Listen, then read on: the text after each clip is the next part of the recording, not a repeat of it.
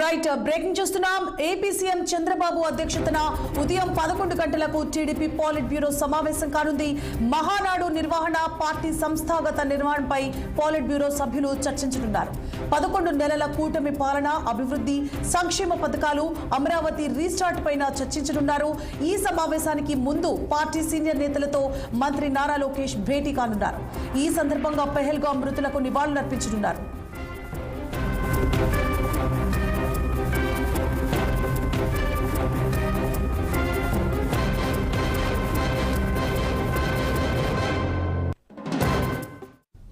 రైట్గా AP CM Chandrababu అధ్యక్షతన ఉదయం 11 గంటలకు టీడీపీ పాలిట్ బ్యూరో సమావేశం కానుంది. మహానాడు నిర్వహణ, పార్టీ సంస్థాగత నిర్మాణంపై పాలిట్ బ్యూరో సభ్యులు చర్చించనున్నారు. 11 నెలల కూటమి పాలన, అభివృద్ధి, సంక్షేమ పథకాలు, అమరావతి రీస్టార్ట్ పైన చర్చించనున్నారు. ఈ సమావేశానికి ముందు పార్టీ సీనియర్ నేతలతో మంత్రి నారా లోకేష్ భేటీ కానున్నారు. ఈ సందర్భంగా పెహల్గాం మృతులకు నివాళులర్పించనున్నారు. ఇదే అంశానికి సంబంధించి మరింత సమాచారాన్ని మా ప్రతినిధి పవన్ ఫోన్ లైన్ లో అందిస్తారు. పవన్, సువర్ణ, మరి కాసేపట్లోనే తెలుగుదేశం పార్టీ కేంద్ర కార్యాలయంలో టీడీపీ అధినేత ముఖ్యమంత్రి చంద్రబాబు అధ్యక్షతను కూడా పొలిట్ బ్యూరో సమావేశం అయితే మాత్రం ప్రారంభం కాబోతా ఉంది. ఈ యొక్క సమావేశానికి సంబంధించి కూడా ఏదైతే మహానాడు ఏర్పాటుకు సంబంధించినటువంటి అంశాలపై కూడా ఈ రోజు ప్రధానంగా ఈ యొక్క పొలిట్ బ్యూరో సమావేశాలను కూడా మాట్లాడబోతా ఉన్నారు.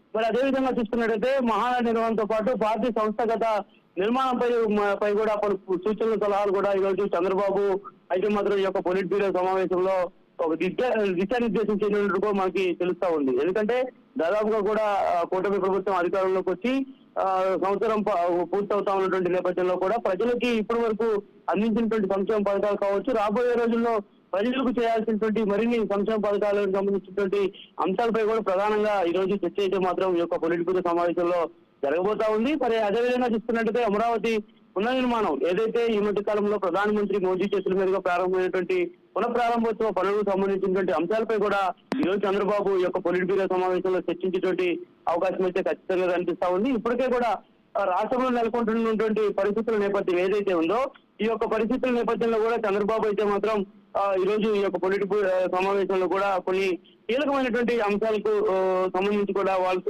మాట్లాడేటువంటి అవకాశం కూడా కనిపిస్తా ఉంది. ఇందులో పార్టీలో క్రియాశీలకంగా పనిచేస్తున్నటువంటి నేతలతో పాటు అంటే రాష్ట్ర మంత్రులతో పాటు పలువురు ఎమ్మెల్యేలు కూడా ఈ యొక్క పొలిట్ బ్యూరో సమావేశంలో పాల్గొన్నటువంటి అనంతరం మహానాడుకు సంబంధించినటువంటి దానిపై కూడా ప్రధానంగా చర్చించేటువంటి అవకాశం అయితే ఖచ్చితంగా కనిపిస్తా ఉంది. ఏదైతే ప్రస్తుతం పాకిస్తాన్ అదేవిధంగా ఇండియా భారత సైన్యం మధ్య నెలకొన్నటువంటి వివాదం ఏదైతే ఉందో ఈ వివాదం నేపథ్యంలో కూడా గత 3 రోజుల క్రితం కూడా ఏదైతే 3 రోజుల పాటు నిర్వహించాలనుకున్నటువంటి మహానాడు సభలను కూడా కేవలం 2 రోజులు నిర్వహించాలని చెప్పి కూడా అనుకున్నారు. కానీ ప్రస్తుతం పాక్ భారత్ మధ్య కొంత సమన్వయం ఉండడం వల్ల కూడా ఇప్పుడు తిరిగి మరలా 3 రోజుల పాటు ఈ యొక్క కార్యక్రమాన్ని నిర్వహించాలనేటువంటి ఆలోచనలో కూడా కూటమి ఏదైతే తెలుగుదేశం పార్టీ ఉన్నట్టుగా కూడా తెలుస్తా ఉంది. మరి దీనికి సంబంధించి కూడా ఇప్పటికే తెలుగుదేశం పార్టీ రాష్ట్ర అధ్యక్షుడు పల్లా శ్రీనివాసరావుతో పాటు టీడీపీ సంబంధించినటువంటి మంత్రులు అచ్చెన్నాయుడు అదేవిధంగా